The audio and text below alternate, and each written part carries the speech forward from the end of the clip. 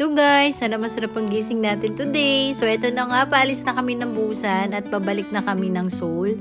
Ang bilis lang ng ilang araw namin dito, parang kakarating lang namin, tapos uuwi na ulit. Napansin ko lang talaga dito sa Korea, sobrang disiplinado ng mga tao, ang linis ng kalsada, kahit ang tagal ng biyahe, hindi ka mabobore. At ito na ang kalokohan ko na naman dyan. May nagtanong kasi daw lagi akong nasa galaan, ano daw bang trabaho ko. Diba nga sabi ko sa inyo, work from home talaga ako.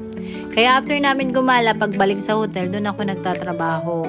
Sinecheck ko lahat ng kailangan kong gawin. Minsan naman nagpapaalam ako kung kailangan talaga. Pero most of the time, dala ko pa rin yung work kahit nasa travel. Yun talaga yung isa sa mga gusto ko sa work from home. Mas flexible yung schedule. Pero syempre, hindi ibig sabihin nun, puro gala lang ha. Kailangan marunong ka pa rin mag-manage ng oras kasi paghihintayin ka pa rin ng trabaho pagkatapos ng trip. Eh na nga, wala talaga kaming sinasayang na oras. Pagdating namin ng Seoul, dumiretso na kami dito sa Myeongdong. Yan yung after namin mag-dinner sa Samgyeopsal. Syempre, hindi pwedeng umalis ng walang ikot-ikot. Kaya after kumain, shopping naman agad. So yun lang guys, thank you for watching. Bukas ulit! At maglalaro muna ako dito sa Squid Game. Bye!